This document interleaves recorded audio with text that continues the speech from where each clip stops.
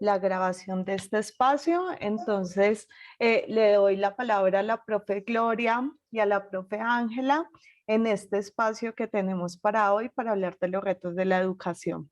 Muchísimas gracias. Muchísimas gracias, profesora Vanessa, por la invitación a este espacio de Café Político. Hoy con un tema que es muy importante para el desarrollo en todos los niveles de una sociedad, como es el derecho a la educación. En esta ocasión, la idea es que abordemos como temática cuáles son los retos que tienen en materia de educación el gobierno entrante. Para el desarrollo de este espacio nos acompaña la doctoranda Ángela Velasco, docente activa de del distrito, hace parte de la Secretaría Distrital de Educación en Bogotá, y le doy la palabra unos minuticos para que nos regale su presentación. Bueno, muy buenas noches para todos y todas. Mi nombre es Ángela María Velasco, yo soy docente, directiva docente activa de la Secretaría de Educación de Bogotá. Pertenezco a la institución educativa Colegio de la Bici en la localidad de Bosa. Soy coordinadora académica, licenciada de la Universidad Pedagógica. Realicé estudios de maestría en la pedagógica, en desarrollo educativo y social. Hice un máster en género y políticas de igualdad en la Universidad de Valencia aquí en España y actualmente desarrollo mi investigación doctoral en la Universidad de Granada aquí en España, donde me encuentro en el momento. Muchas gracias por la invitación. Gracias, estimada Ángela, por acompañarnos, reitero, en este tema tan importante para el desarrollo del país como lo es el derecho a la educación. Antes de comenzar de lleno con la temática, aprovecho para saludar a todas y todos los asistentes que nos acompañan en este espacio. Mi nombre es Gloria Figueroa, docente del programa de Ciencias Políticas, y estoy acompañando el curso de Introducción a la Ciencia Política. Espero que digamos, todos estos estas reflexiones y debates que desarrollemos nos permitan un ingreso al debate, lo que implica el acceso a la educación.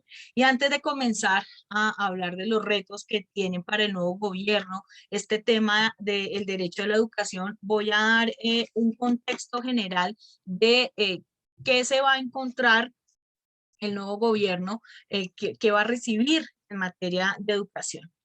En primer lugar, vamos a mencionar que en los últimos 30 años, el principal componente, el principal indicador que ha mejorado en el tema educativo es el de la cobertura.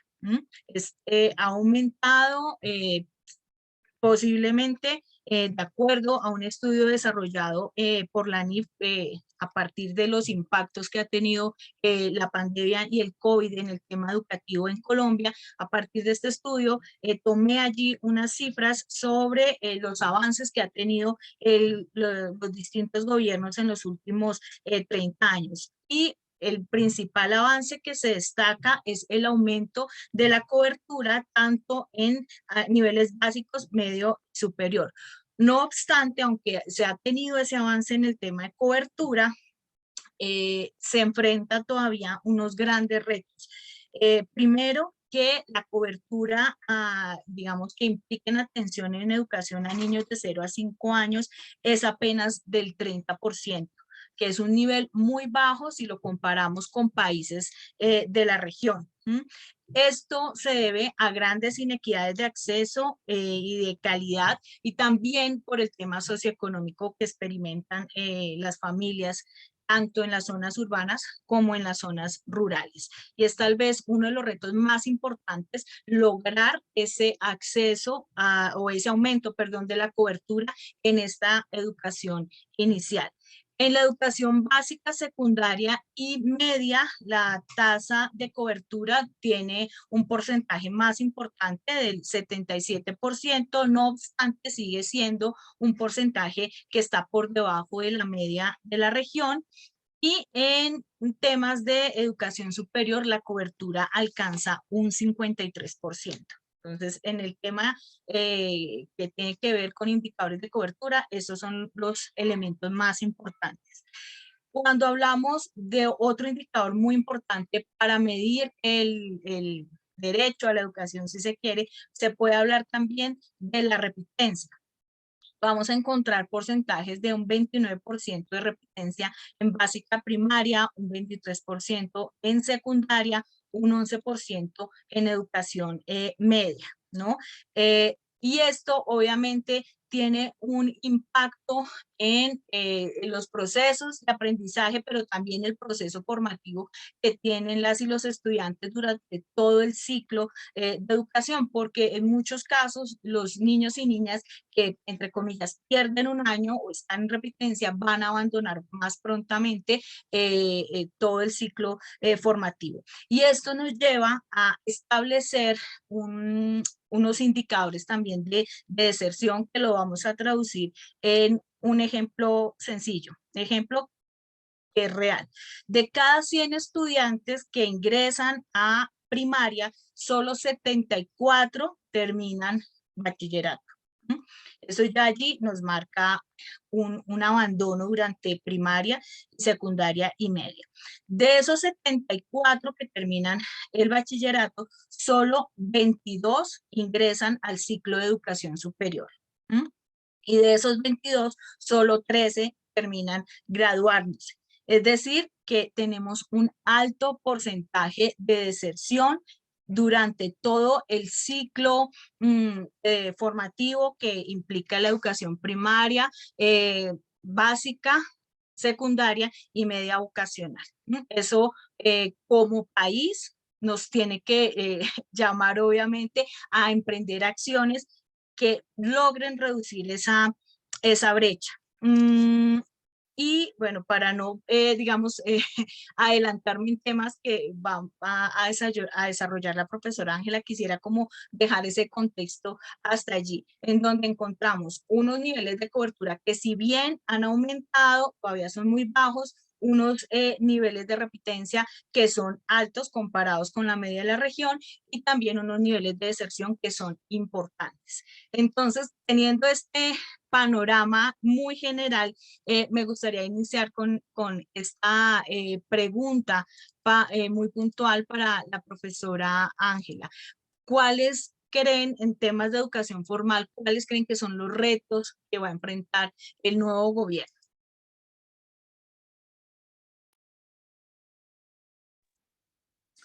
Bueno, inicialmente pues son muchas, atendiendo el panorama que nos ha expuesto Gloria. Voy a iniciar tal vez recordando algo de lo que habíamos hablado en el programa que hicimos hace algunas semanas, y es la importancia de empezar como a fijarnos en cada uno de los cortes educativos que tenemos, por lo menos durante la educación formal. Entonces hablaríamos de unas necesidades en lo que es la educación infantil, la primera infancia. Luego vendríamos a hablar de lo que es toda la educación básica, tanto la primaria como la secundaria, y vendríamos después con la educación superior. Bueno, cuando hablamos de la educación de primera infancia, la educación para la primera infancia, pues tenemos un reto bastante grande, y es darle cumplimiento un poco a lo que dice la Ley General de Educación, ¿no? Y es implementar un preescolar o sí, una primera infancia donde se den los 3 grados, ¿cierto? Donde esté tanto el pre-kinder, la transición, y estén todos los 3 grados articulados, pre-kinder, el kinder, el transición, para que puedan darse digamos, ese flujo natural en el ingreso del estudiante o de la estudiante a esos primeros años que son tan importantes. Entonces, diría que hay que darle cumplimiento o empezar a darle cumplimiento a ese primer reto que se tiene hace mucho tiempo, desde que se generó o desde que se dio a conocer la Ley General de Educación. Para lo que tendríamos que ver dentro de la educación secundaria, primaria y secundaria, tendríamos que mirar la ampliación de infraestructura, por lo menos no solamente mirando Bogotá, que es el, digamos, como el espejo en el que muchas veces se mira lo que sucede en la educación dentro del país. Solo en Bogotá hacen falta muchísimos colegios para poder implementar la jornada única, que es también hacia donde busca la Ley General de Educación apuntar como ese gran objetivo, ¿no? Entonces, esa jornada única sigue siendo muy difícil en la ciudad de Bogotá, y si es difícil para Bogotá, pues podremos imaginarnos también lo complicado que viene a ser para otras ciudades, también capitales, para otras ciudades intermedias y muchísimo más aún las dificultades que tienen en las zonas rurales. Creo que hay que fortalecer muchísimo todo el sistema de escuelas normales superiores. Las escuelas normales superiores son el ojo visor que hay en cada uno de los municipios, en los departamentos. Hay que fortalecer ese proceso de formación docente que se da al interior de cada una de esas escuelas normales, porque es desde allí donde se proyecta esa educación que va a las diferentes veredas. Falta muchísima infraestructura, faltan necesidades básicas para esas construcciones que se tienen lejos de las ciudades, lejos de las cabeceras municipales.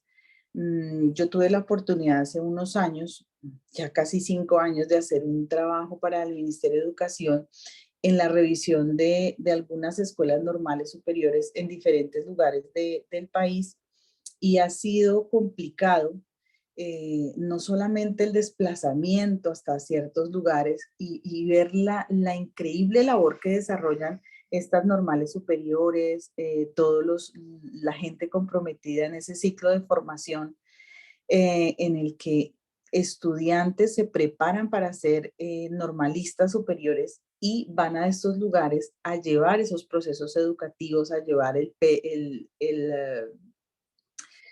PTA, ¿cierto? El programa Todos Aprender, los diferentes programas que se tienen del Ministerio de Educación, todo lo que es Escuela Nueva y demás, que se realizan al interior de todos estos lugares, pues es complicado porque uno alcanza a ver las necesidades de niños, niñas, en esas infraestructuras con muchísimas carencias, donde hay dificultades en paredes, en pisos, en lo que son servicios públicos, en el mismo PAE. Entonces es complicado cuando hay otras necesidades, aparte de las necesidades educativas, que pueden llevar a un niño o una niña a lo que tú hablabas, a ese proceso de fracaso escolar, de deserción y demás. Bueno, volviendo un poco al tema de la infraestructura y la ruralidad, también vamos a mirar la importancia de poder definir ese camino que hay en el paso de los estudiantes desde la educación media a la educación superior. Creo que hacen falta muchísimas ofertas para chicos y chicas, y en ese paso entender que las mujeres somos mayor población y es importante ofrecerles otro tipo de perspectivas a las chicas. Generalmente, a veces tenemos la tendencia, por la misma sociedad patriarcal en la que vivimos, que hay carreras que están asociadas más hacia las mujeres, como carreras de cuidado, como el magisterio, como la enfermería, como ciertas carreras que van enfocadas a cuidar de los otros, a acompañar a los otros, y las carreras que tienden a la ciencia, a la tecnología, a las matemáticas, a la ciencia pura, están un poco desarticuladas y no son tan atractivas para las niñas, precisamente porque en el ciclo escolar no impulsamos ese tipo de desafíos para ellas. Pensamos que los que deben ser ingenieros son los hombres, que los que deben ser físicos, astrónomos y demás son más asociados a la parte masculina.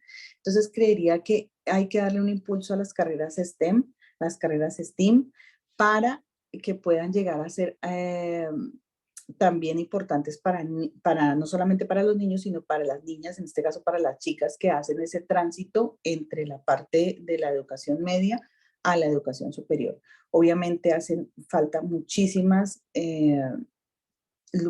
lugares para desarrollar esa parte de la educación superior. El SENA es un apoyo fundamental en esta parte, porque pues claro, no alcanzan todas las plazas que hay cada año para cuando se gradúan niños y niñas en 11, ¿verdad? Entonces es necesario apoyarse en este tipo de carreras que son técnicas, tecnológicas, donde se van dando esos ciclos propedéuticos que ahora tienen varias de las instituciones de educación superior. Entonces pensaría un poco en ese sentido. Es necesario que miremos durante esa educación que ocurre en las instituciones educativas, digamos desde preescolar hasta 11, que miremos lo que Gloria hace un rato comentaba, y es ese proceso de fracaso escolar.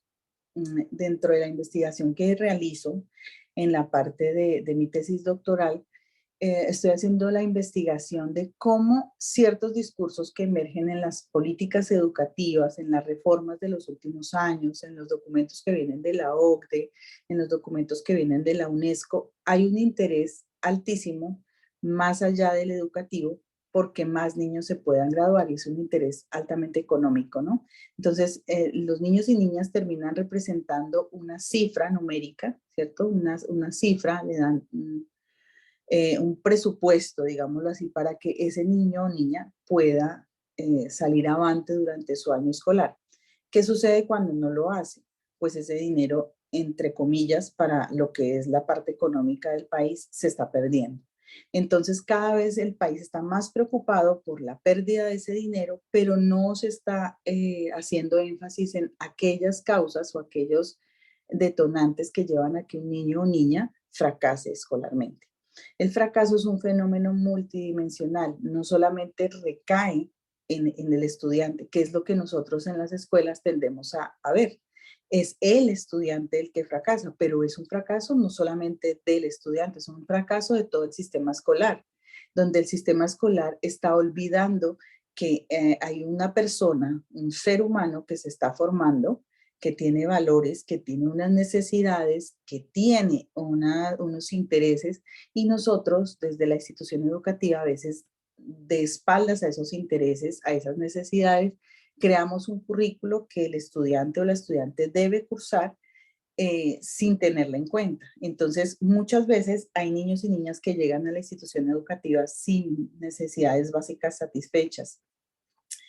Hay niños y niñas que llegan con otras preocupaciones porque no tienen para el desayuno, porque no tienen para la cena, porque sus padres o madres no tienen trabajo.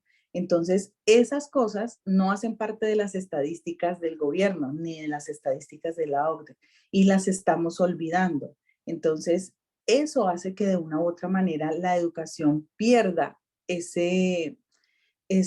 esencia que debe ser el ser humano y la persona, y está despersonalizándola, está llevándola a que solamente la veamos como un número estadístico. Entonces, durante las comisiones de evaluación, entonces miramos en la parte estadística, pero no vamos al fondo del problema, donde a veces evaluamos un poco descontextualizados y miramos cómo homogenizamos los procesos evaluativos, cómo ese proceso evaluativo va aplicándose de igual forma al uno, al otro, al otro, al otro, y el niño o niña que no responde como nosotros esperaríamos, pues es un niño que está, digamos, condenado a reprobar.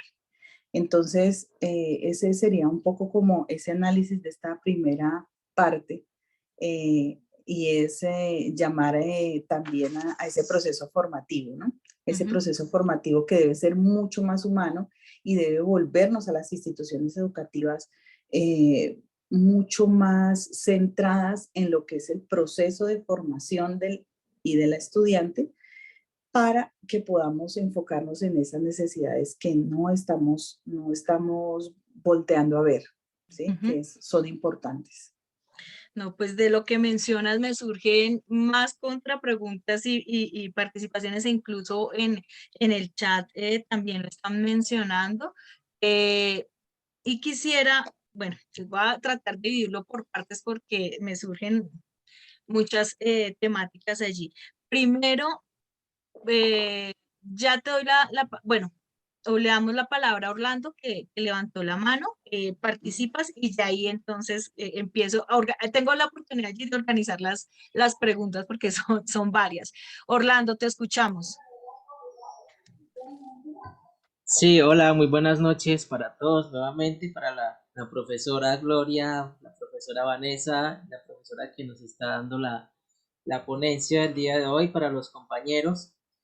Hay un tema quizás del cual no se ha hablado mucho en el sector educativo o quizás no se hace muy visible y es el tema de la inclusión para la población con discapacidad.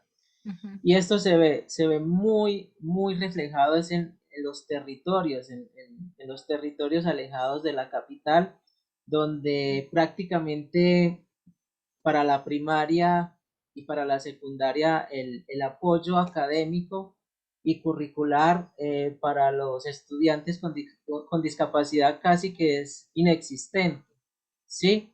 Quizás en las ciudades tengan la posibilidad de hacerlo porque las secretarías de educación o instituciones que se encargan del tema lo hacen, pero en lo que es la Colombia alejada o lo que bien llamamos la Colombia profunda, esto no se ve. Hay ujú, un decreto que es el decreto 1421, que es el que se encarga de reglamentar todo este tema y promueve una alianza entre las secretarías de educaciones municipales y las instituciones educativas y da una hoja de ruta que se debe seguir, pero en lo regular no se hace, ¿sí?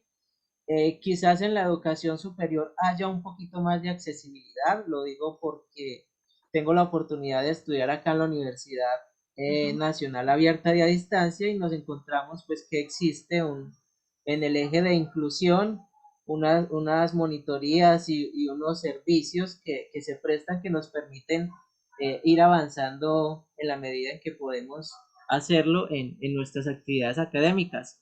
Es tanto así que por ejemplo, en mi caso tengo aproximadamente en estos momentos 4 personas que quieren entrar a estudiar a la universidad y estamos pues en ujú. ese proceso de que ya salieron las convocatorias y vamos a mirar cómo ellos se pueden vincular mediante el eje de inclusión para que les ayuden a hacer todo el proceso de matrícula, inscripción y eso.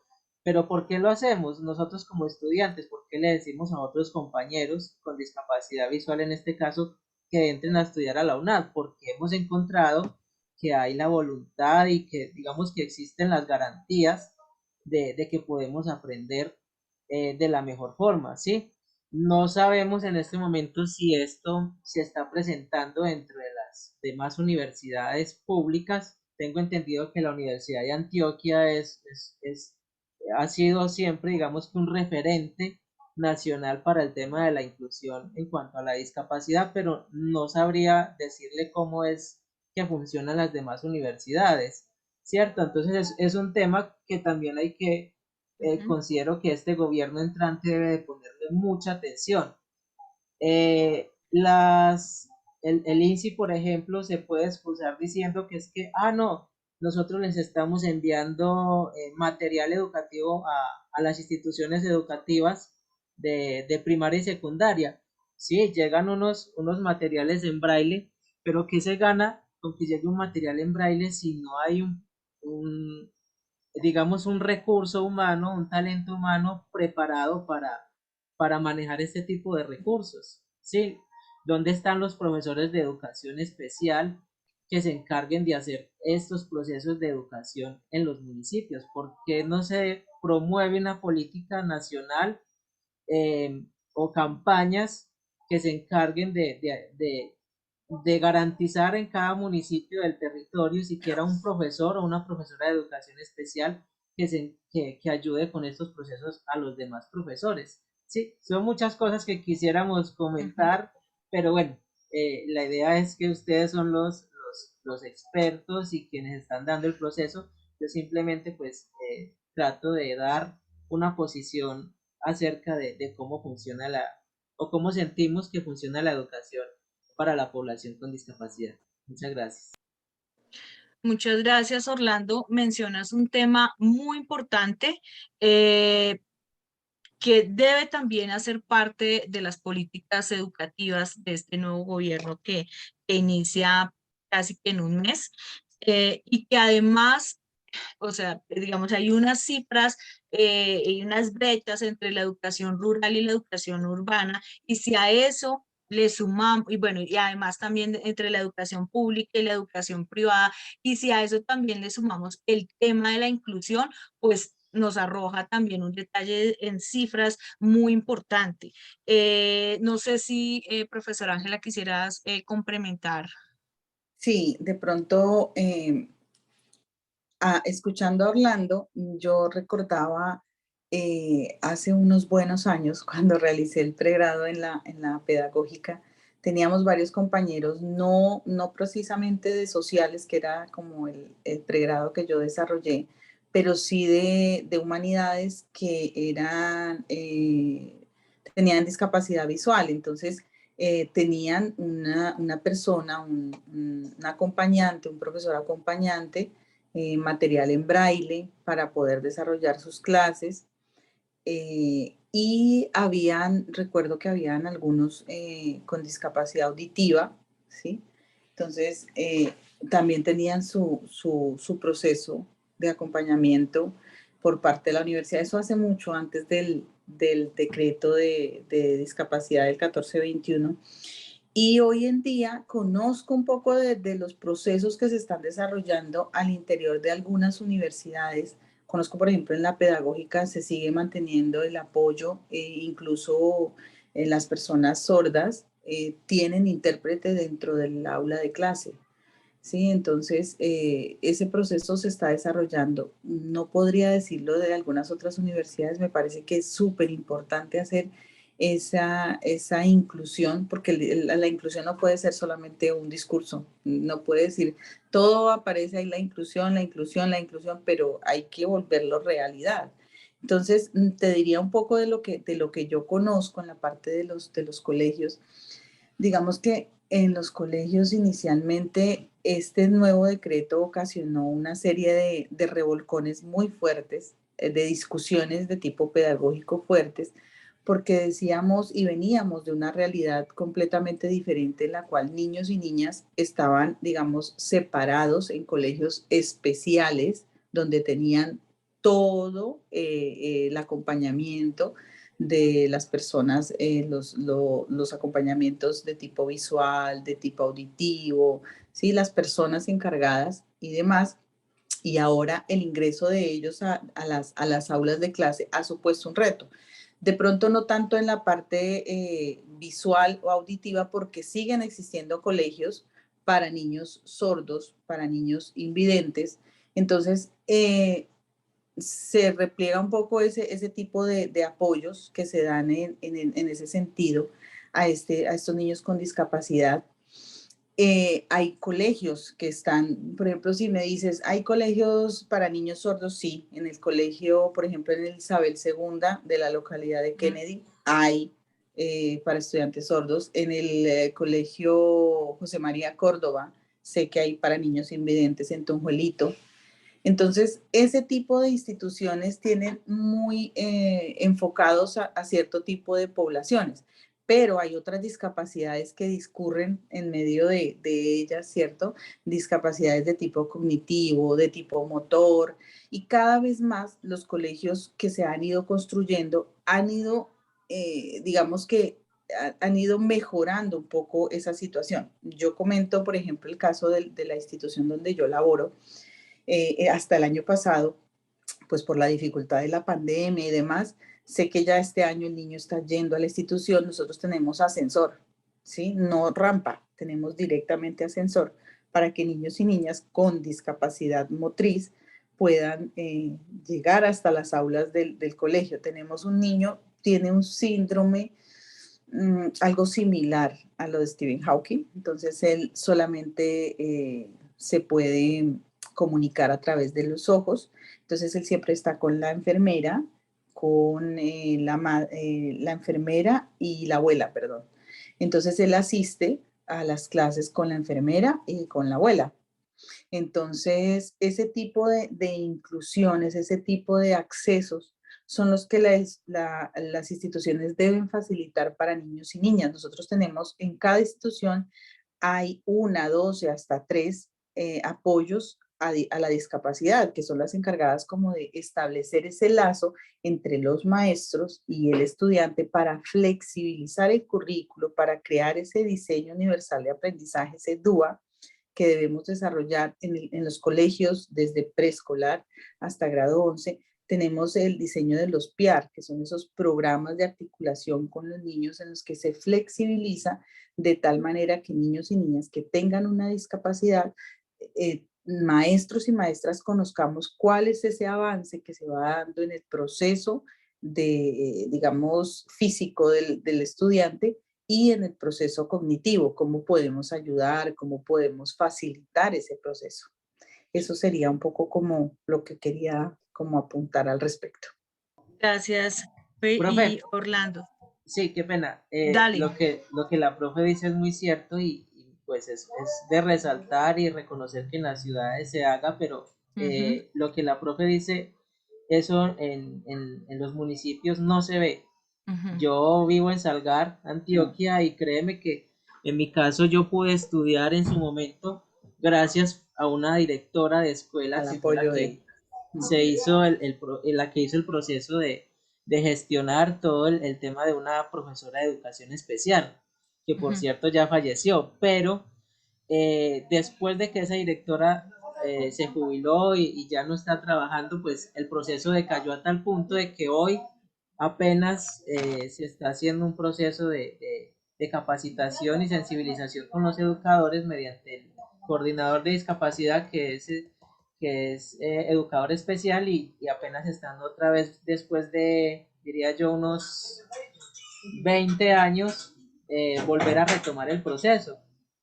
Y aquí la pregunta es, bueno, ¿qué pasa con dos generaciones de niños y niñas con discapacidad que no han tenido la oportunidad de acceder a las instituciones educativas? Porque digamos que el tema de la inclusión, lo que dice el decreto 1421, sí, los admiten, pero ¿a qué costo? Yo conozco niños y niñas que van ascendiendo de grados y prácticamente lo que aprenden es nada, porque no hay profesores ni profesoras preparados para que los niños aprendan. Entonces, lo que dice la profe es excelente. El reto que tiene el gobierno actual que va a entrar es cómo adelantar todos estos procesos que ya se vienen dando en las ciudades hacia los municipios. Y creería pues que eso sería lo ideal. Muchas gracias. Sí, gracias, Perdóname, Orlando.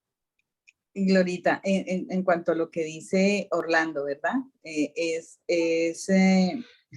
el reto más grande que tienen, sobre todo, por ejemplo, las escuelas normales. Cuando les comentaba hace un rato, yo hice esas visitas a municipios alejados a 3 horas de Pasto, en cercanías con el Cauca, donde solamente se puede llegar a través de coche, por carreteras destapadas y demás. Y uno ve es el esfuerzo que hay de los docentes de esos niños y niñas porque ellos aprendan. Pero más allá de ese impulso y de pronto de que esté o no esté el docente de inclusión, pues es como esa lucha que hay de los mismos docentes por poder sacar a sus estudiantes adelante. Pero sí, creo que falta trabajar muchísimo, o sea, estamos a años luz de otros lugares donde la inclusión es una cosa real que va desde los accesos a través de los medios de transporte que llevan hasta esos lugares. Entonces, sí, falta muchísimo y lo que pasa es que a veces uno, por lo menos a mí me pasaba que, claro, cuando no había surgido el decreto de inclusión, pues uno como que no pensaba que los niños y las niñas tuvieran necesidad de ingresar, de tener un apoyo. Claro, cuando nos abren este decreto de inclusión, implica cambiar la mentalidad, ¿sí? Implica de verdad en nuestro pensar abrirnos a lo que es la inclusión, pero en realidad, ¿sí? O sea, implica saber que hay niños y niñas que van a ingresar al colegio, que van a tener unas dificultades y ver cómo nosotros podemos subsanar esas dificultades que tienen y poder hacer de la estancia en la institución algo para ellos enriquecedor y sobre todo para los compañeros también entender que ellos también son sujetos de derecho y que también merecen estar ahí, ¿sí? Eso quería agregar. Gracias, Ángela. No, es que precisamente en ese aspecto, o digamos esto que están mencionando, si bien ya existe una brecha muy marcada entre la educación rural y la educación urbana, a eso súmele digamos, cuando los niños con distintos tipos de discapacidades o habilidades especiales quieren asistir al centro educativo, pero no hay las condiciones. O sea, eso profundiza aún más las brechas y esto nos lleva a pensarnos precisamente nuestro tema central, Ángela, y que lo hemos estado discutiendo, de pensarnos la educación como un derecho, como un derecho. Pero entonces ya vamos a hablar de eso y que hay dos estudiantes o asistentes, perdón, que quieren participar. Le vamos a dar la palabra primero a Miguel Ángel y después a Víctor Hugo. Entonces, Miguel Ángel, te escuchamos. Muy buenas noches, ¿me escucha? Sí, señor. Claro y fuerte. Un placer estar con ustedes compartiendo en este espacio tan especial. Muchas gracias por la invitación. Pues en un principio me gustaría recalcar que hay espacios en donde los jóvenes pueden exponer este tipo de problemáticas y que son escuchadas directamente en la alcaldía. Mucho antes no se escuchaban tanto lo del tema de los jóvenes y veo que ya en el plan de desarrollo tanto de la gobernación como de las alcaldías, el tema de los jóvenes está ya muy tenido en cuenta. No sé si en las demás alcaldías, pero estando en la reunión con el alcalde en estos espacios juveniles que tienen en las plataformas de juventudes, me gustaría invitarlos que los jóvenes que tienen entre 18 y 28 años se vinculen a estas plataformas porque este tipo de problemáticas a la hora de exponerlos tienen la oportunidad de ser resueltas y de una manera que no se espera. Y en esa reunión se nota muy bien la atención que tenían en cuanto a este tipo de problemáticas y sobre las periferias que estaban siendo alarmantes las cantidades de estudiantes que se retiraban del estudio. Em, Esas propuestas que se puedan establecer en cuanto a en estos espacios sería de suma importancia poder hacer charlas, foros en las ciudades, en lugares donde se pueda acoger a personas que estén siendo afectadas y presentarlas a las secretarías de infancia y adolescencia, de integración social, que yo sé que las escucharían. Es muy importante esto y me siento afortunada de poder estar escuchando este conversatorio y sí quería aprovecharlo para compartir esta participación que puedan hacerlos a las plataformas para que sepan que pueden ser escuchados y que sí se están atendiendo. Y sé que las cosas pueden tardar, pero los animo a los jóvenes que puedan participar de esta plataforma de que lo hagan. Muchas gracias. No, gracias a ti, al contrario, por participarnos de estos escenarios en los cuales también se pueden impulsar el desarrollo de agendas que estén enfocadas en estos temas específicos en política educativa. Miguel Ángel, muchísimas gracias. Víctor Hugo. Profe y compañeros, buenas noches. Profe, a ver, Buenas noches. yo tuve oportunidad de graduarme, porque yo me gradué en el 2018, en un colegio nocturno público con compañeros sordos, o sea, estábamos en el mismo salón, éramos 30, o sea, habíamos 20 oyentes y 10 no oyentes. Lo rico de esto es, profe, que digamos, o sea, estábamos en igualdad de condiciones, ¿sí? El profe llegaba y dictaba su clase y estaba el intérprete dictando la clase, a todos nos hacían el mismo examen, todo eso, pero de las mejores cosas que yo pude vivir con esa experiencia, profe, fue el día que nos hicieron un baile, ¿sí? Yo decía, pero ¿cómo ellos si ellos no oyen? Resulta que ellos a través de la piel sienten las ondas, profe. Yo decía, pero no es imposible. Cuando llegamos a ejecutar el baile, coordinaron más ellos que nosotros los supuestos oyentes. Entonces, digamos, es una lástima que todas estas experiencias no se puedan llevar a los campos. Yo tuve la oportunidad de ir alguna vez 8 horas adentro de Villagarzón, donde, mejor dicho, los niños para poder llegar allá a la escuela era un complique, 2, 3 horas a pie, todas esas cosas, ¿sí? Entonces, pues son eso que uno dice, en qué momento o por qué nunca ha habido, digamos, una manera tal de que estas oportunidades le lleguen realmente a todo el mundo, profe. Entonces era eso, profe. Muchas gracias.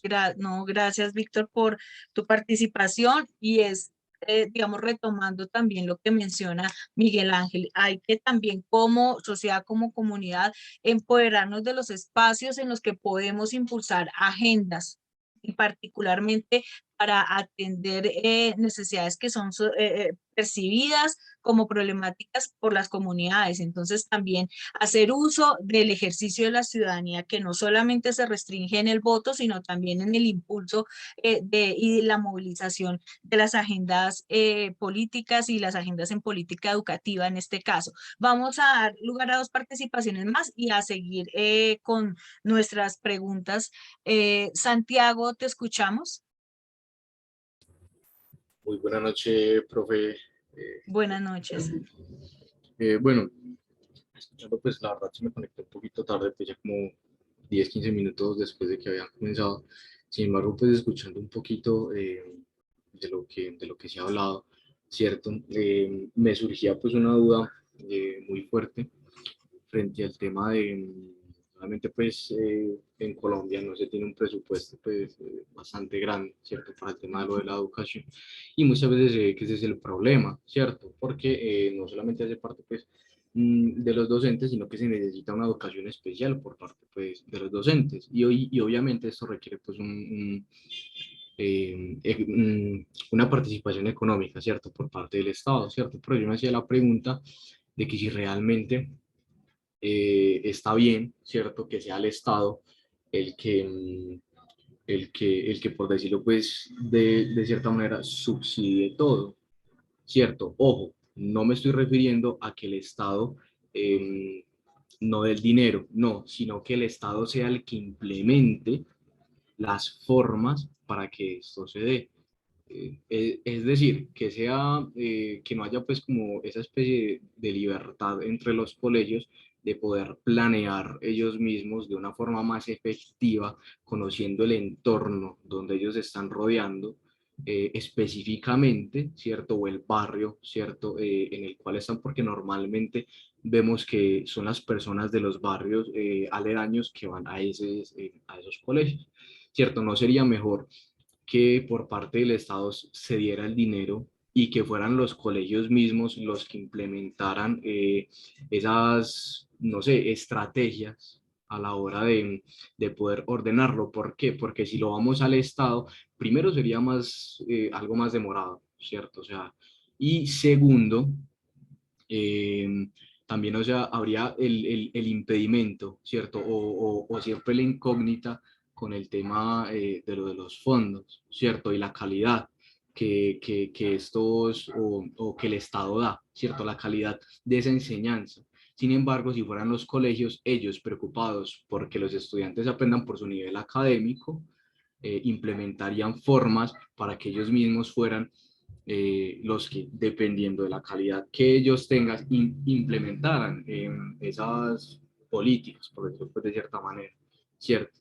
Y segundo, también quería comentar algo pues en paréntesis, referente pues a un comentario que vi frente a lo de Angie. Va a ser un poco polémico, pero considero que es muy necesario tener muy presente pues ese tema, y era que decían que había que tener pues igualdad en el tema de lo de la educación en ciertos aspectos ojo, cuando me refiero a igualdad, hay veces que en la cantidad, ¿cierto?, de estudiantes de X o Y ciencia no se puede tener. ¿Por qué? No por el hecho, remito otra vez a la pregunta de que sea algo de género, perdón, al aporte, que es algo de género, sino que realmente, o sea, no es porque haya más machismo o más feminismo, no, es simplemente que es algo en la esencia, ya sea del hombre, varón o de la mujer, ¿cierto? Inclusive me parece muy charro porque hay un estudio, creo que era en Noruega, si no estoy mal, que hablaba acerca de lo de las ingenierías y cómo queriendo las políticas de género, ¿cierto? En ese país, que hubiera igualdad de hombres y de mujeres en las ingenierías, a las mujeres, porque había menos mujeres pues matriculadas eh, en esta ciencia, ¿cierto? Se les quiso dar un incentivo económico y obviamente pues se logró el tema pues de la igualdad, ¿cierto? De matrículas. Sin embargo, pues al ver el gobierno noruego, al ver que ya se había llegado, quitó este subsidio, perdón, para las mujeres y la tasa volvió a bajar de mujeres que se matriculaban a esta carrera. Entonces ahí viene la incógnita, ¿cierto? O sea, ¿realmente es algo que tiene que ver con el género, ¿cierto? Parte del machismo, o realmente simplemente parte de la vocación, ya sea del hombre o mujer, o la inclinación que éste tiene por su esencia? Vale, Santiago.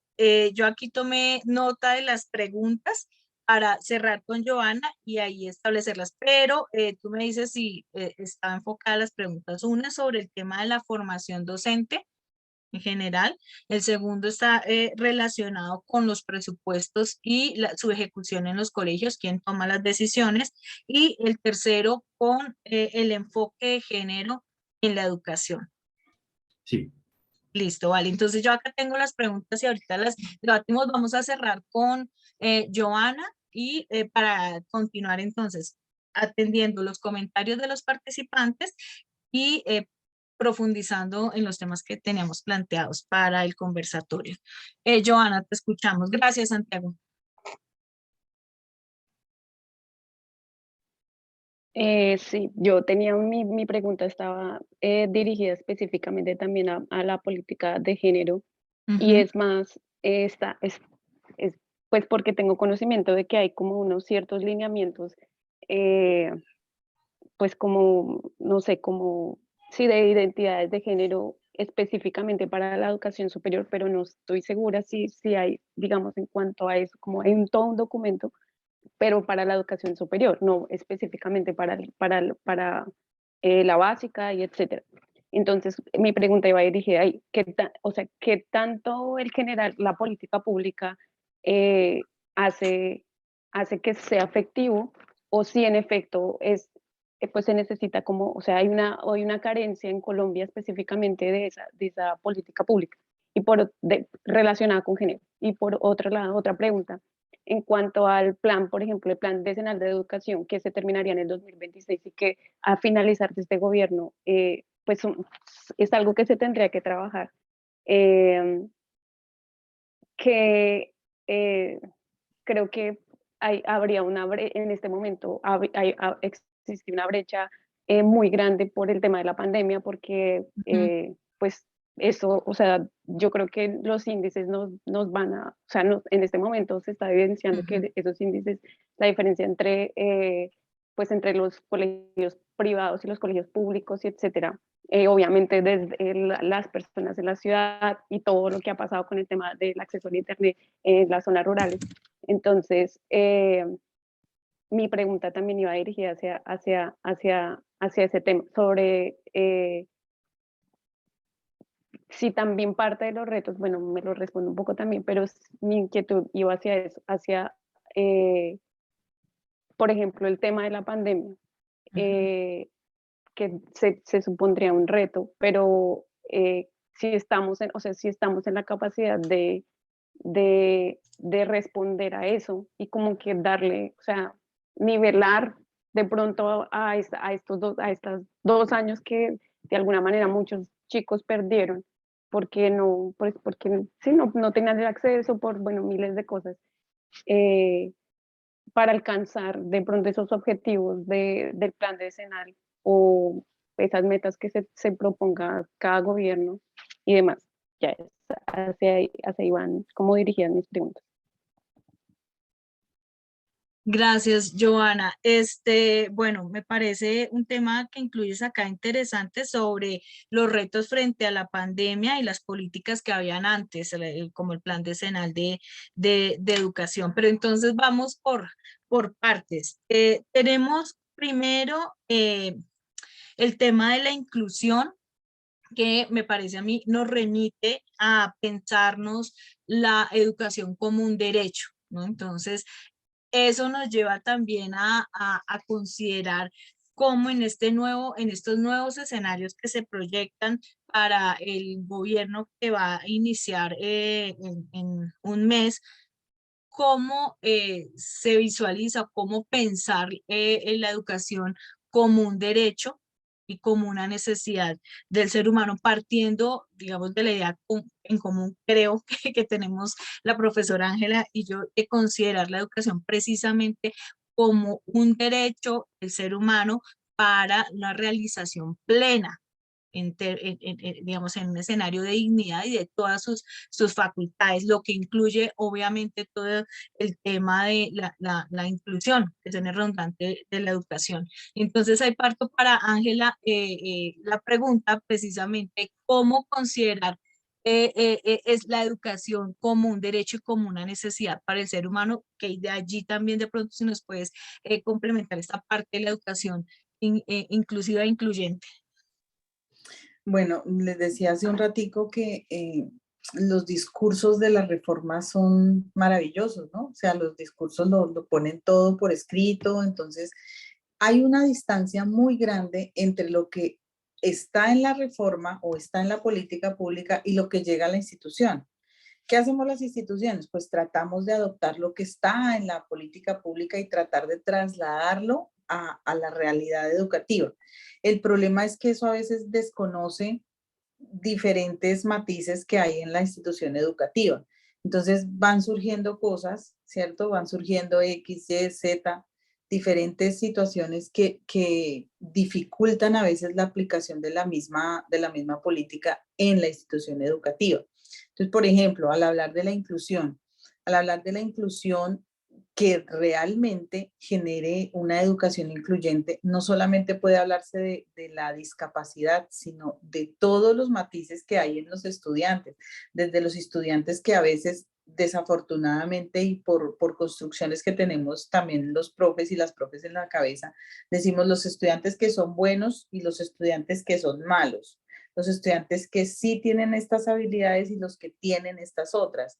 Entonces, ese tipo de situaciones también hacen que uno de alguna manera termine por separar, ¿no? Por separar, por ir categorizando los que tienen discapacidad, los que no son buenos, los que son obedientes, los que no. Entonces terminamos haciendo de esa política pública para la inclusión una política para la exclusión.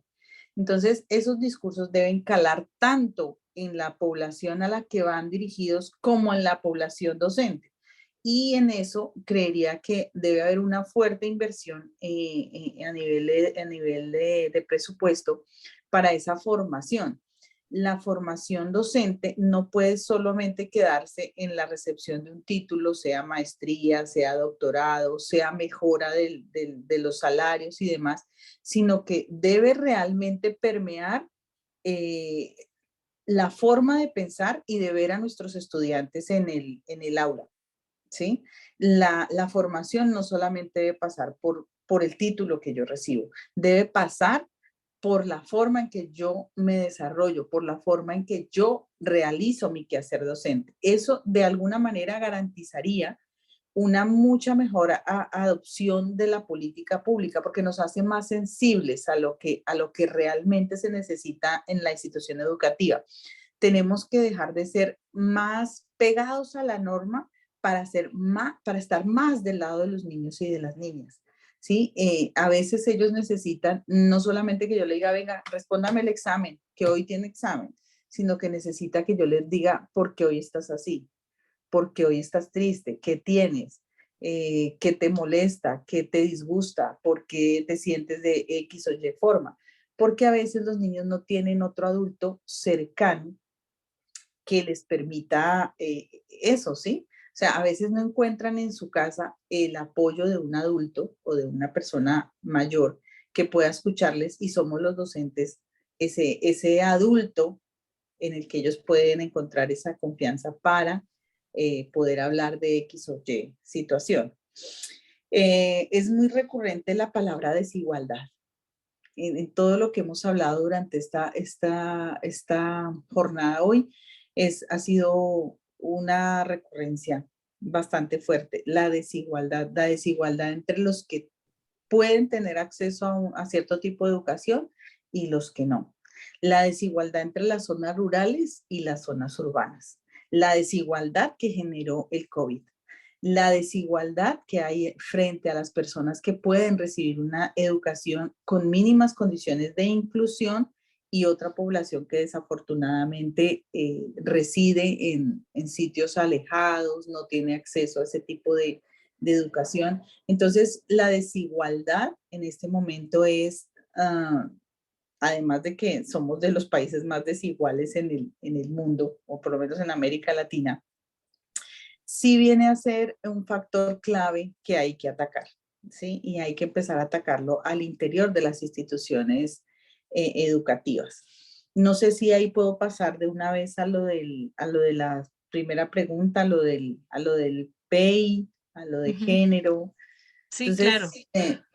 Comentar un poco que cuando se habla de los proyectos educativos institucionales al interior del colegio, es el colegio el que decide cómo hacer esa inversión, en qué decide hacer el énfasis la institución educativa, pero obviamente de común acuerdo con la comunidad, ¿sí? O sea, yo no puedo crear un PEI si soy una directiva docente, si soy rectora de una institución nueva o voy a reformar algo de lo que ya está en el PEI, de una institución que acabo de recibir.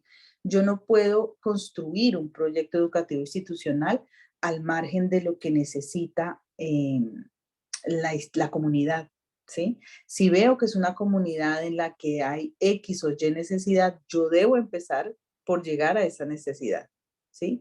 Por ejemplo, en el caso del colegio en el que laboro, que es el Colegio de la Bici, nosotros sabíamos con qué mentalidad se había construido el colegio, cuál era esa esencia que había inspirado la creación del colegio, y fue la educación, una educación sostenible, ¿sí? Una educación para la sostenibilidad, una educación para los estilos de vida saludable, una educación para las competencias ciudadanas. Y en eso se ha construido el PEI. Y en eso hemos enfocado los presupuestos que llegan a la institución, que he de decir, no son muchos, ¿sí? Ustedes se aterrarían de saber cuánto dinero llega al colegio. Cuando son colegios nuevos, puede llegarles, en el primer año nosotros, si no estoy mal, creo que llegaron 30 millones de pesos. 30 millones de pesos para un año. En un Afortunadamente, colegio en pues, Bogotá. en un colegio en Bogotá, en un colegio nuevo en Bogotá, con 500 estudiantes que teníamos en ese primer año, que afortunadamente o desafortunadamente, pues llegó el momento de la pandemia y estuvimos en casa, pero no teníamos ni siquiera para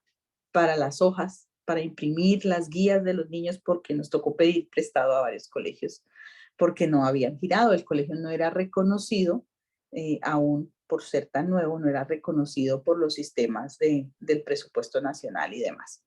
Pero bueno, al margen de eso, creo que es importante entender eso, que los colegios tienen esa potestad, al margen de que, claro, hay unos estándares, hay unos lineamientos, hay una política pública que hay que seguir, unos derechos básicos de aprendizaje, de donde agarrarse desde la parte curricular, pero es necesario construir ese proyecto educativo es una construcción comunitaria, es una construcción en la que los niños, las niñas, hacen parte de la comunidad, y nosotros aprovechamos esa parte de inducción a la virtualidad obligatoria cuando tuvimos lo de la pandemia para poder construir ese PEI a la distancia, para poder llegar a que los niños y niñas se sintieran identificados con su colegio, porque es que es eso, es hallar ese sentido de pertenencia, ese sentido de identificarme con ese deseo que tiene el colegio para yo estar lo mejor posible allí. Bueno, para hablar un poco de lo de género, quiero aclarar unos términos que más que nada atraviesan mi formación, y es que machismo no es lo contrario de feminismo, ¿sí? El machismo tiene un opuesto, que es el embrismo, y es decir, que las mujeres son superiores a los hombres y en el machismo los hombres son superiores a las mujeres. Pero el feminismo, a pesar de que la palabra pueda indicarnos cierto error, el feminismo es una corriente de pensamiento que quiere que hombres y mujeres seamos iguales en todo, en derechos, en oportunidades, en facilidades y demás. Entonces, en ese orden de ideas, puede ser diferentes factores los que nombraba la persona que comentó. Diferentes situaciones pueden llevar a que niñas hayan decidido no presentarse a cierto tipo de carreras. Y es que el ser hombre o el ser mujer es una construcción cultural que hace la sociedad. O sea, ¿cómo quiero que sean los niños? ¿Cómo quiero que sean las niñas? Y es una construcción que llevamos desde el momento en el que vamos a un baby shower. Cuando tú vas a un baby shower, tú lo primero que preguntas ¿qué es? ¿Es niño o es niña? ¿Sí? Y ahí empieza la configuración de ese ser humano que no ha llegado todavía al mundo. ¿Mm? Entonces tú dices, bueno, si es niño, entonces le voy a comprar algo que sea azul. Si es niño, le puedo comprar algo que sea blanco, pero si es niña, le puedo comprar algo que sea rosita, algo que sea amarillito, algo, ¿sí? Para que no vaya en contra como de los estándares que ha construido la sociedad. Porque si tú le llevas un regalo azulito a una niña, pues no vas a quedar muy bien, ¿sí? Entonces la sociedad ha determinado cuáles son los patrones bajo los que nos regimos las mujeres y cuáles son los patrones bajo los que nos regimos las mujeres, los hombres y las mujeres. Tan es así que ustedes lo pueden ver en un libro de texto. Cojan un libro de primaria o de bachillerato, hasta una cartilla, ¿sí? Con la que empieza uno a leer y a escribir. Mamá hace la comida, papá trabaja. O sea, las mujeres siempre hemos estado relegadas a la parte de los espacios privados y los hombres se han ubicado siempre en los lugares públicos, ¿sí? Entonces, fíjense cómo ese escenario lleva a que uno de alguna manera tienda a pensar que es lo correcto, actuar de una manera o de la otra. Yo hace unos años asistí a una conferencia de una profesora brillante colombiana. Ella es profesora de la Universidad de Estocolmo y ella hizo un ejercicio de análisis. Ella es egresada de la Universidad de los Andes. Ella se llama Paola Valero y ha hecho varias investigaciones con respecto a cómo las imágenes en los libros de matemáticas, determinan cierta construcción cultural de los hombres y las mujeres. Entonces mostraba, por ejemplo, cómo en ciertas imágenes que enseñaban a sumar o multiplicar a los niños, había hombres o muñequitos que representaban ese ser hombre dentro de actividades masculinas y cómo había niñas o mujeres representando las cosas que debíamos, entre comillas, hacer las mujeres. Y un poco ese también fue mi trabajo de máster, cuando hice el máster en género y políticas de igualdad, hacer el análisis de cómo los libros de texto en ciencias sociales también muestran eso. Si ustedes toman un libro de historia, de historia, por ejemplo, no van a encontrar allí los relatos sobre lo que hicieron Manuelita Sáenz o las grandes obras que hizo Policarpa Salabarrieta. Las nombrarán, claro, porque son las mujeres que son más reconocidas, pero no van a encontrar los relatos de estas mujeres que acompañaron los procesos de conquista o de colonización o los procesos de independencia de nuestro país. No las van a encontrar, ni tampoco en otros continentes. Siempre nos van a nombrar a Napoleón Bonaparte, nos van a nombrar a los emperadores, a la forma en que se debían comportar las mujeres en ciertos espacios y como siempre éramos relegadas a lo que dispusieran los hombres.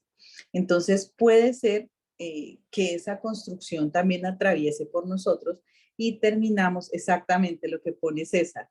Manuelita, la amante de, pero no una mujer empoderada que fue capaz de sobreponerse a su sociedad, a decir, no me importa si soy la amante o no soy la amante, ¿sí? Entonces, fíjense cómo ese tipo de construcciones pasan por nosotros y nosotros creemos que no es, que no marca la diferencia, pero sí la marca.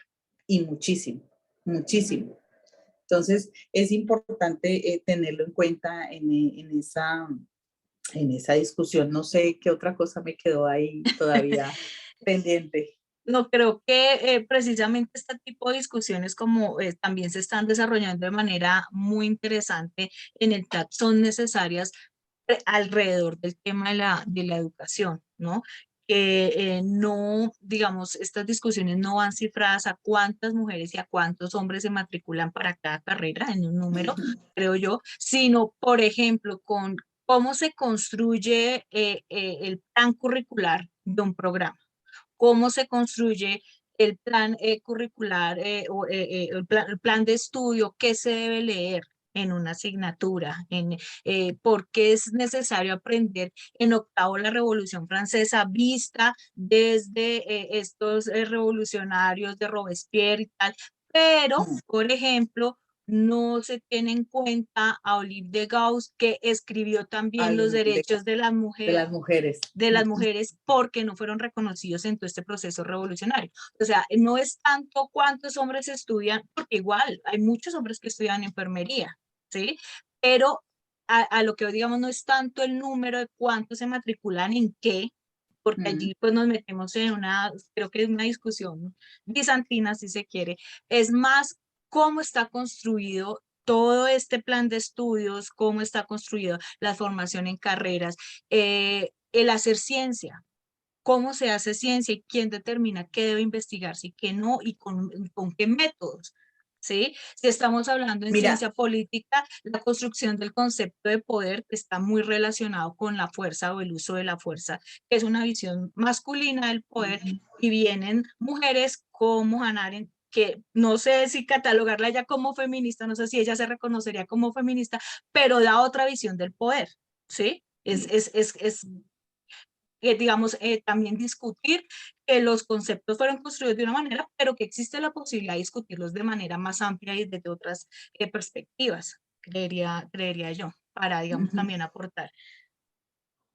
es que incluso la ciencia ha sido tan relegada para las mujeres que en un grupo de doctorandos y de doctorandas que tenemos apoyados por MinCiencias para finalizar nuestros estudios doctorales, hay una discusión siempre y es que, por ejemplo, y los reglamentos, la forma en que nosotros debemos acceder al crédito condonable y demás, no tienen en cuenta que las mujeres pueden embarazarse y que tienen niños y no importa, ¿por qué no? Todos debemos cumplir con el mismo estándar. No importa que para las mujeres sea mucho más difícil acceder a este tipo de estudios. Hay muchas mujeres que decidimos o optamos por no tener hijos porque precisamente veíamos, no que fueran un obstáculo, pero sí veíamos otro tipo de situaciones que se podían presentar en el hecho de tener o no tener un hijo. Entonces, todo ese tipo de situaciones sí nos construyen como personas, decisiones que llevan a que uno sea o mujer o piense, se construya como tal o como hombre. Sí, me parece que precisamente, y esa era una de las preguntas que te iba a hacer al inicio, pero pues bueno, ya que afortunadamente varias lo abordaron sobre cómo tener ese, no sé si perspectiva de género, enfoque de género o digamos esa visión, Es eso, ¿sí? perspectiva de género. Perspectiva de género frente al tema educativo y cómo impacta esto para mí lo más importante que es la materialización del derecho a la educación. Derecho pensado, ya te doy la palabra Miguel, y digamos que es una apuesta, creo que personal y conjunta con la profe Ángela, de sacar el derecho a la educación del escenario del mercado y verlo como un acceso a, digamos, que a través del derecho a la educación se me permite la realización plena como ser humano, con todo lo que implica eso. Bueno, Joana, no creas que nos hemos olvidado la pregunta del plan decenal, pero antes de desarrollarla, vamos a escuchar a Miguel Ángel y después me gustaría que fuéramos de pronto redondeando esta charla sobre incluso esa relación de esta perspectiva de género, el tema de la inclusión y la formación docente como reto para el nuevo gobierno, para el nuevo gobierno que inicia. Pero entonces, antes de eso, vamos a escuchar a Miguel Ángel. Muchas gracias, profe. Mi pregunta era, es muy interesante poder escuchar lo que pueden salir como argumentos para poder descubrir cuáles son las falencias o las debilidades que tienen el desarrollo político, el desarrollo social, para ser constructivo, pero que mi pregunta va enfocada en qué nos impide dentro de las universidades lanzar foros o discusiones que podamos tratar a estos temas y que se incluyan gente, ciudadanos del común o incluso los mismos estudiantes de instituciones, universidades, para poder crear un mayor impacto. ¿Qué nos dificulta en ese sentido? Gracias.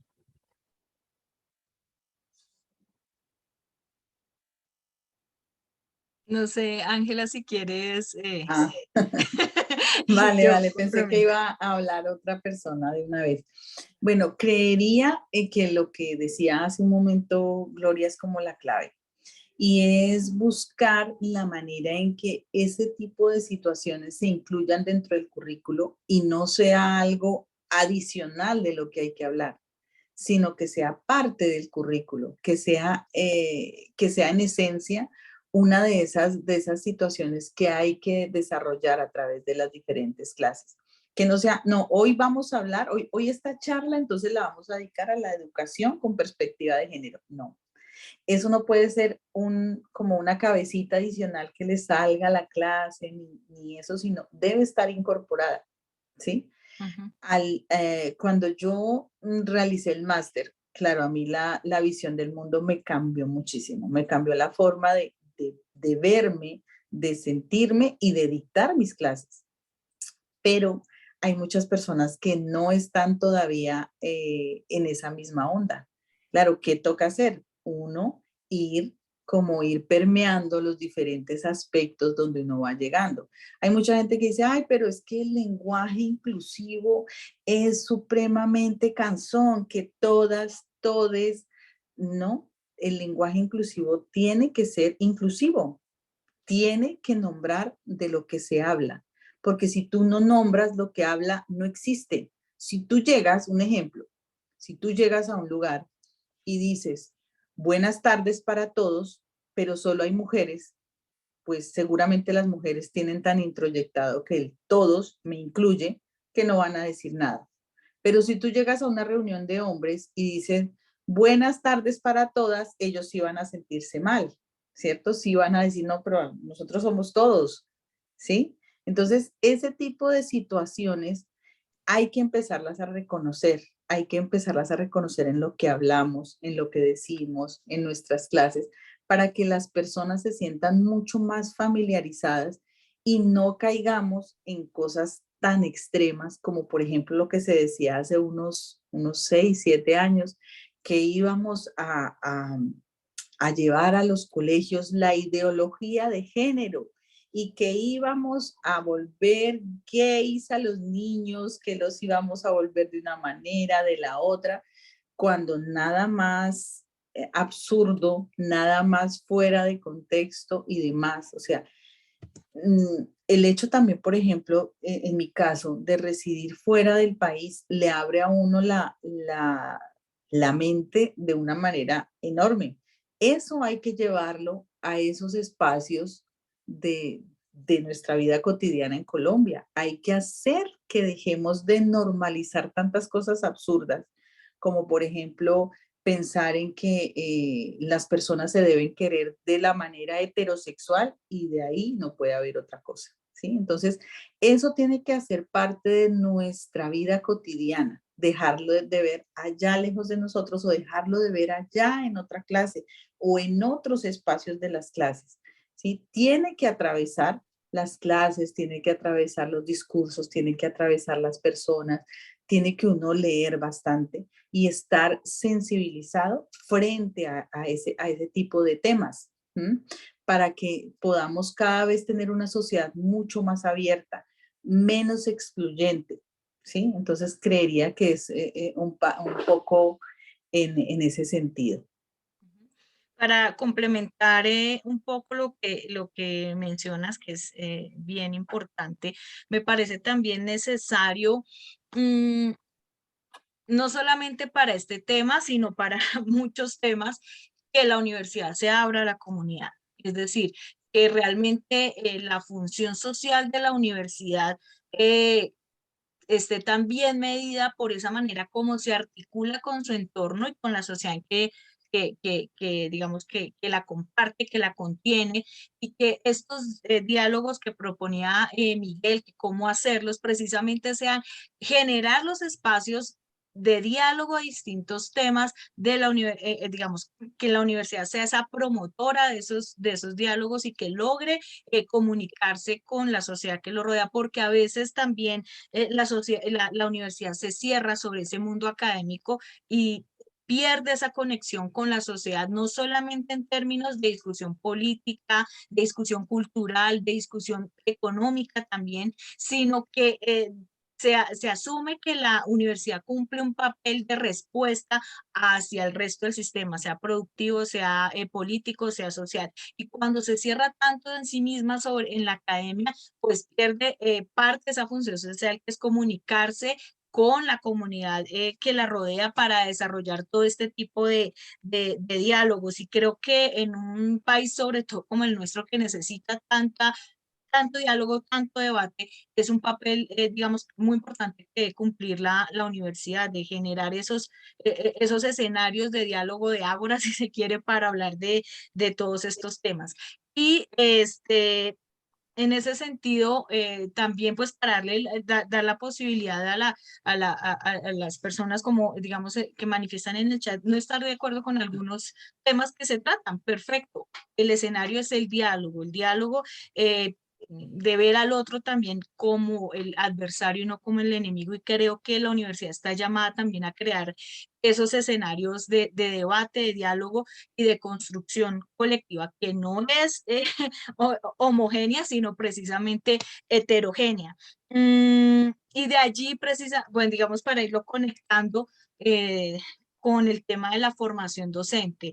Si hablamos directamente de la formación docente, ¿cuáles crees que son esos retos fundamentales que tiene el nuevo gobierno? Bueno, pensaría que ahí tenemos que empezar a hablar atendiendo a también lo que ha sido entregado la semana pasada con la Comisión de la Verdad y demás. Tenemos que empezar a plantear en las instituciones educativas y desde las reformas que haya o la política pública que surja, una pedagogía de la alteridad, una pedagogía que pueda ver al otro como una persona en la cual yo me puedo ver, como dice un poco la vicepresidenta, ¿no? Eh, un poco ese espíritu de que yo me veo reflejado en los otros, ¿cierto? Yo soy parte de de ese grupo de personas y ese grupo de personas también me incluyen. Entonces, se me olvida en Soy este porque momento cuál somos. soy porque somos. Entonces, es una filosofía que implica esa alteridad, de verme reflejado en el otro, de asumir esa realidad de que yo soy parte de esos otros y los otros son parte de mí. En la alteridad yo hago o acudo al respeto, a esa sensibilidad frente a lo que le sucede a la otra persona, a esos sentimientos que pueden surgir o que surgen, de hecho, en el ejercicio educativo. Entonces, creería que un poco que estamos llamados a hacer de esta actividad y de estos encuentros educativos eh, eso, experiencias humanas, experiencias que nos saquen de estadísticas, experiencias que nos lleven a ver esto más allá de lo que es la labor educativa de verdad, sentirlo como algo que atraviesa por nosotros, por nuestro sentido humano y demás. Pensaría que es un poco como en ese sentido. Vale, y también para darle respuesta a Joana, que nos había planteado, bueno, cómo se va a articular el tema del Plan Decenal de Educación con los retos que trajo la pandemia y también cómo se articula con este nuevo gobierno. ¿Qué qué nos podrías mencionar al respecto? Bueno, es una respuesta compleja porque, claro, vamos a encontrar un estado con muchos huecos fiscales. Ujú, Estamos en estos últimos días dándonos cuenta de que lo que va a recibir el nuevo gobierno va a ser un estado saqueado. Hay mucho dinero que está perdido, que fue a dar a otros lugares, que era, por ejemplo, para la paz y ya no está. Entonces vamos a tener que mirar cómo se distribuye el presupuesto de una manera tal que se siga pensando en esa intervención en educación más que en la guerra, ¿cierto? ujú. Invertir muchísimo más, invertir en los procesos de formación, invertir en los estudiantes, invertir en infraestructura nueva y demás. Se me olvida la otra, lo del plan decenal. Bueno, apostar por tratar de recuperar ciertos procesos ya en la presencialidad que se han dado desde este año, que ha sido difícil porque, claro, 2 años un poco desde la virtualidad y de la semipresencialidad, pues llevó a unos atrasos enormes. Como decía la chica que intervino, no solamente en la parte urbana, sino en Ujú. las zonas rurales donde vamos a tener que buscar esos procesos claves en los que se quedó el hueco para tratar de darle fuerza a esos procesos para que no, como que no se resienta tanto, pero igual va a ser un costo alto el que va a tener que pagar por lo menos una buena parte de las generaciones que vienen, que van a Sí. llegar a dentro de unos años a la parte de la universidad y tal, van a haber muchos huecos que esperamos que los docentes tengamos como esa sensibilidad y esa astucia un poco para poder ir como modelando un poco esos huecos que fueron quedando en la formación. Sí, digamos que en términos de lo que implica o lo que implicó el tema de la pandemia para la educación, no solamente en Colombia, sino en general, han sido nefastos porque millones de niños suspendieron sus procesos educativos y cuando se suspende, o sea, digamos, si en un escenario normal, entre comillas normal, de cada 100 niños que inician el proceso escolar, solo 13 se gradúan en la universidad, entre comillas, en condiciones de normalidad. Sumémosle el tema de la pandemia, que fue un bache de año y medio en el que muchos niños no se pudo conectar a sus procesos de formación a través de la internet, simplemente abandonaron el sistema escolar. Eso genera un atraso, bueno, digamos que en términos oficiales, un atraso de los procesos, pero para mí, digamos, lo vería, yo lo pensaba como una oportunidad, no porque yo sea positiva todo el tiempo de ver en todo problema una oportunidad, sino porque considero que eso sí nos debe llevar a repensar lo que significa la educación, ¿sí? Es decir, que, digamos, ¿por qué, digamos, si estamos en un escenario en el que el niño no se pudo conectar, por qué el niño fue promovido al siguiente grado? O sea, ¿cuál es la necesidad de estar en una competencia porque el niño se gradúe a los 16 años, a los 15 años, los niños y niñas se gradúen a los 15 años, 16 años, para votarlos a un sistema que no todos logran llegar a la universidad por múltiples situaciones, no solamente por el tema de los procesos de aprendizaje, sino por temas estructurales de alimentación, por ejemplo, también mencionaron el caso, creo, Andrea, de las violencias intrafamiliares que afectan los procesos educativos y demás, y sin embargo, aún con todos estos elementos, queremos que el niño, sea como sea, llegue a 11 a los 16 años, se gradúe, pase al SENA, después a la universidad, es en una carrera por cumplir unos ciclos de formación sin pensar realmente qué significa la educación para el ser humano. Y eso está conectado con lo que requiere más el mercado que lo que requiere la sociedad. ¿sí? Y en ese punto, la pandemia me parece a mí que podría haber dado la oportunidad de reflexionar en todo el sistema qué significa la educación para el ser humano. Sin embargo, esa reflexión no se dio, sino que se buscó volver a insertar de la manera más rápida y conveniente los niños otra vez al sistema educativo, los que se pudieron reinsertar. Y esto nos genera unos retos y es volver a enganchar a los que no llegaron, por un lado.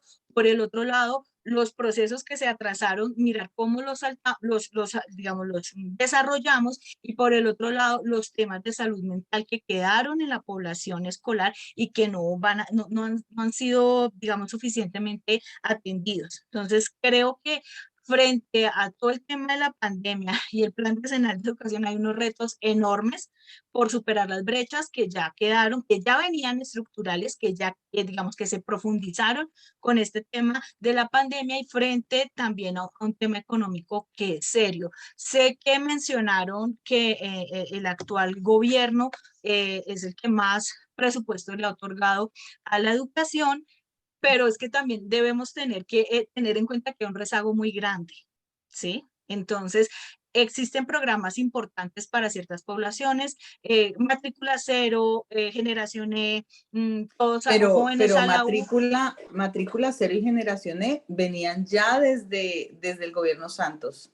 Cambiaron, ¿Sí? digamos, su nombre, pero a mí hay Sí. algo que me cuestiona mucho, particularmente en las últimas semanas, que hay muchos cupos en la universidad distrital que no son tomados por los estudiantes.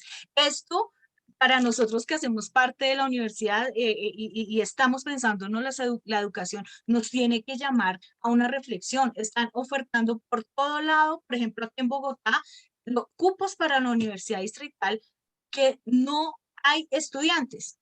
¿Qué implica eso? O sea, ¿qué significa eso para un sistema educativo? Y no necesariamente quiere decir que el estudiante no quiere estudiar, ¿sí? He estado mirando unas cifras del DANE de este año que publicó sobre los indicadores de la educación, y la matrícula en universidades privadas ha venido disminuyendo desde el 2017, antes de la pandemia, ¿sí? La matrícula en la universidad pública creció como un 2%, pero ahí, ¿dónde están los estudiantes? Están allí, sabemos que hay jóvenes, ¿sí? ¿Por qué no llegan al sistema educativo? Y creo que eso es digamos, un escenario que está marcado por temas estructurales, que, por ejemplo, los programas de alimentación escolar, los planes de alimentación escolar. Si un estudiante a quinto de primaria, y lo veíamos con un conversatorio que compartieron también desde la Escuela de Ciencias Jurídicas y Políticas, con los programas que implementa el Banco Mundial, si los estudiantes no tienen una buena nutrición durante los primeros 7 años de vida, eso provoca un retraso cognitivo que no se supera nunca, ¿sí? Entonces, los niños de quinto de primaria leen como si estuvieran en primero de primaria, ¿sí? Y si eso, entonces cuando llegan a la universidad, los pocos que llegan, ya sabemos que de cada 100 llegan 13 nomás, uno dice, pero por Dios, ¿dónde están las competencias lectoras? Esa respuesta está en primaria, en primaria. Y es muy complejo superar esa brecha en 2 semestres de universidad, porque es un tema estructural. Entonces, frente a la pregunta que hacía Joana sobre cómo se articula, va a ser un tema muy complejo, porque hay brechas que se profundizaron, hay escasez de recursos y hay muchas necesidades. Y obviamente en términos económicos, pues se aplica la elección racional. Entre múltiples alternativas, se escoge la que nos genera una maximización de beneficios con menores recursos. Yo creo que más o menos sería por ahí también complementando la respuesta. Sí, habría que ver por qué no van a la universidad. O A sea, mí me ¿qué parece que los eso detiene? sí, a mí O me sea, parece es un tema. ¿qué puede ser tema económico? No tengo o sea, una cosa es pagar la matrícula y otra cosa es pagar los buses, lo que me requiere la universidad, los gastos diarios, demás, donde no tengo, donde mis padres o las personas con las que vivo no tienen para darme ese beneficio, porque con eso ahí también hay que contar.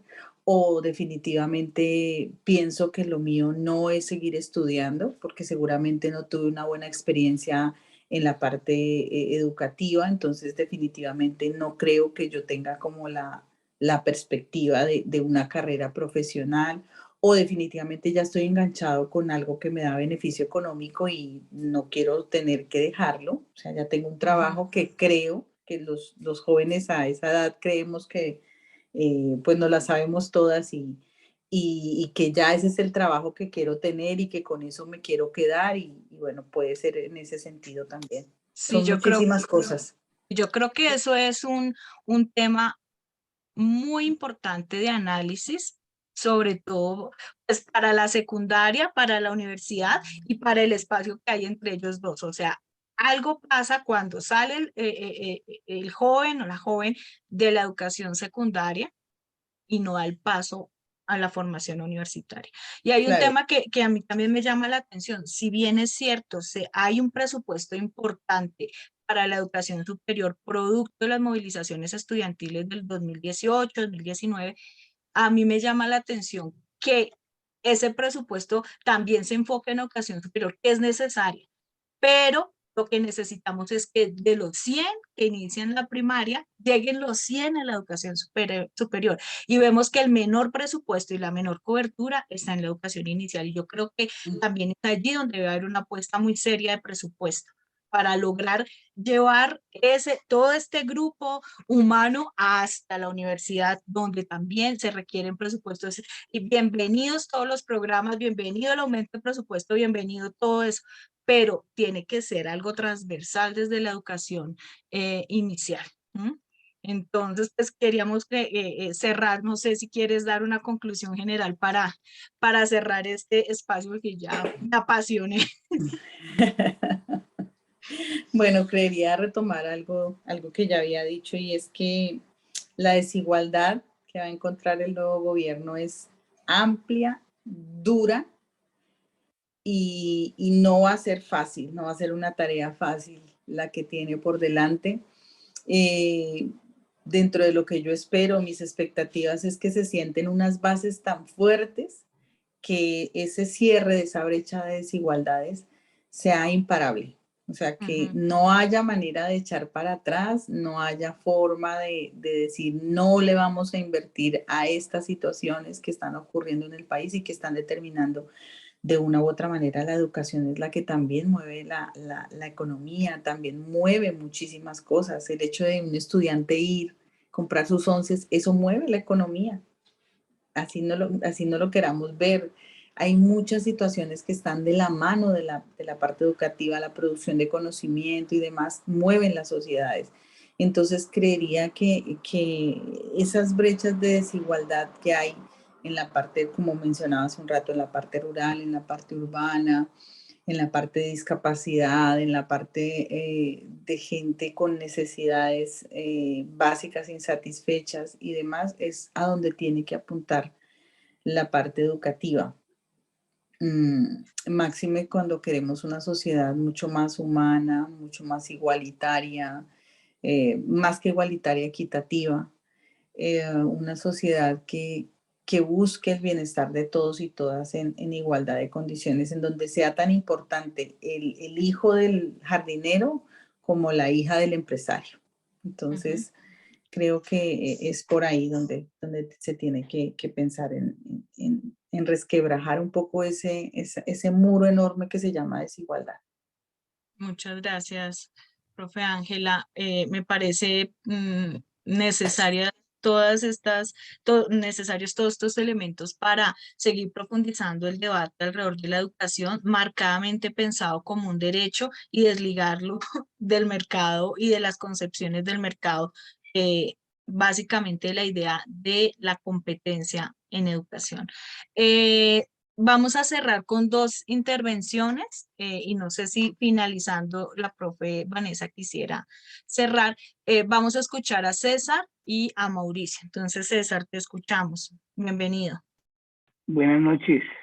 Buenas noches. Buenas noches. Muy agradable. Entré un poquito tarde porque estaba en otra clase, doctora Ángela María Velasco, doctora Gloria. pero siempre es un placer estar aquí compartiendo con ustedes y escuchando para aprender y leer y escuchar a los demás compañeros. Yo tengo una inquietud. Es cierto que este gobierno, como lo menciona ahí y menciona varias noticias, casi en 10 billones de pesos presupuesto para la educación. Pero yo tengo también una inquietud, y es que lo que se relaciona como el índice de comportamiento fiscal muestra que se emplea más dinero en funcionamiento que en inversión. Doctora Ángela María, ¿usted tiene alguna explicación sobre eso? ¿O es la burocracia que se come el presupuesto? ¿O estábamos realmente muy rezagados, aunque desde el gobierno de Santos se venían incrementando los presupuestos educativos? Bueno, en una institución educativa, cuando llega el presupuesto, lo que más se va es el mantenimiento.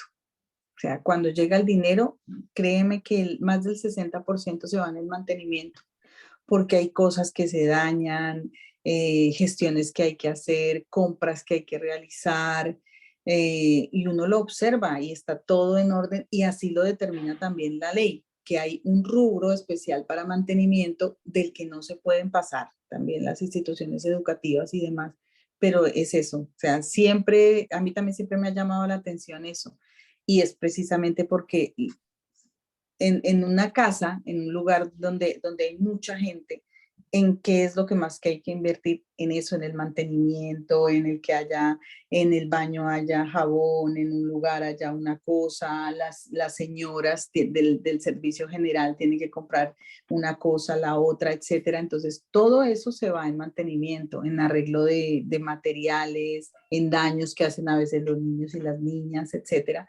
Se va en mantenimiento. El Desafortunadamente. mismo plan de alimentación escolar hace parte de esa inversión. El plan de alimentación escolar es aparte. Esa parte, o sea, en eso no es, en el rubro que llega a la institución educativa no tiene que ver con eso. El PAE llega a la institución y uno tiene que ser garante de repartirlo, de organizar los niños en lugares precisos para ello, en las condiciones sanitarias correspondientes y demás, pero en eso sí ya viene asignado y lo tiene uno que distribuir. O sea, en eso no, la institución no compra absolutamente nada de eso. Gracias. No, a usted. Gracias, César. Mauricio.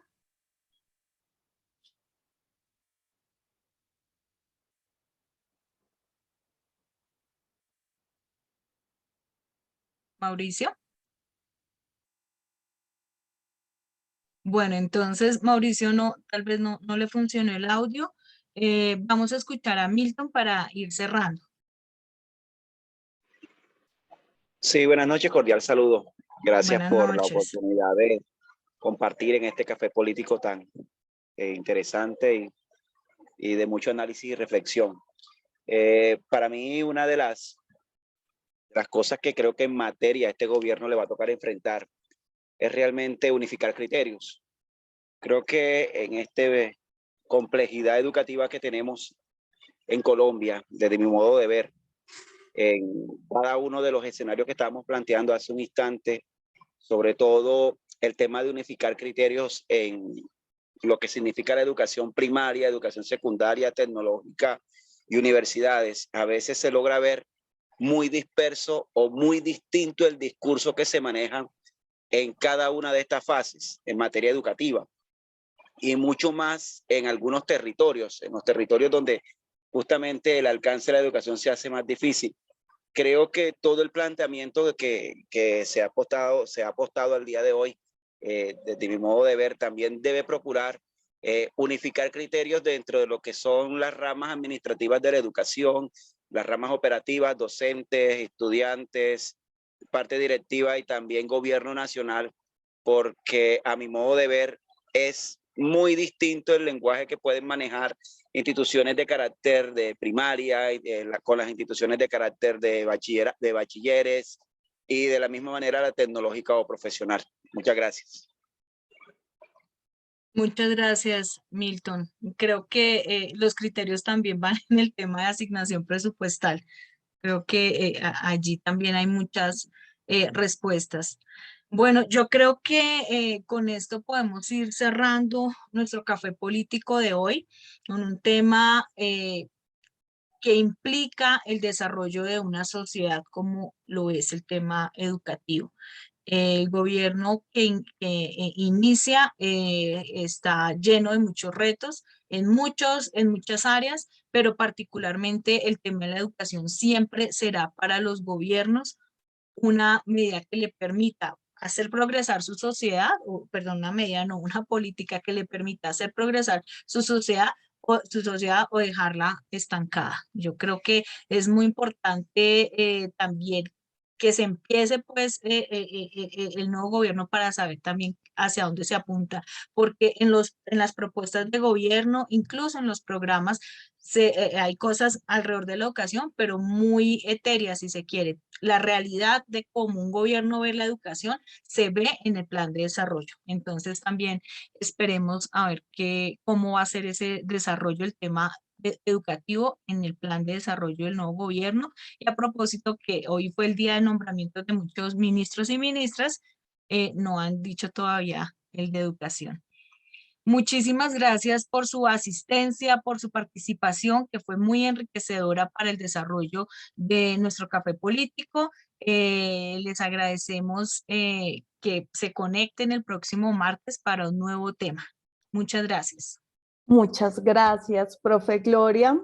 Muchísimas gracias, profe Ángela María.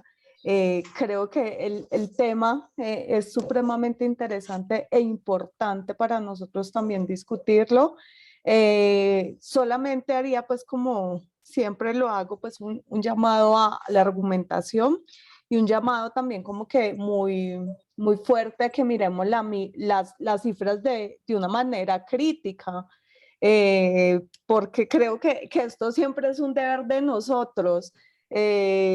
Ustedes saben que constantemente todos los precios van subiendo, que todo cada vez es más caro, entonces cada año siempre tenemos récords en una cantidad de elementos y en una cantidad de aspectos. Entonces miremos también esto de manera crítica, miremoslo en relación con el salario, miremoslo en relación con el PIB, no nos quedemos con las cifras solas, sino que miremos todas las posibilidades que El también conjunto. están, el conjunto, sí, hay Y unas las líneas posibilidades muy bases. grandes. Sí, acá hay unos elementos que son muy grandes y que creo que como analistas políticos eso es fundamental. Nosotros tenemos que tener una mirada muy amplia y no simplemente como que repetir en ocasiones ciertos aspectos, porque eso es lo que nos va también como que a diferenciar. Entonces me parece muy importante siempre hacerles este tipo de recomendaciones además siempre en el ejercicio argumentativo, que también me gusta dejarlo ahí. Y eso sería pues como lo que les quería dejar. Nos vemos dentro de 8 días. Y nuevamente muchas gracias, profe Ángela María, por haber aceptado la invitación de la profe Gloria. Y obviamente muchas gracias a mi profe Gloria, que siempre está tan bella, tan dispuesta y acá siempre apoyándonos y aportando con todos sus saberes y sus redes. Y mis Entonces, pasiones. y tus pasiones. La educación es mi pasión, entonces aquí estaré. Tan bellas. No, muchísimas gracias y les deseo una feliz noche.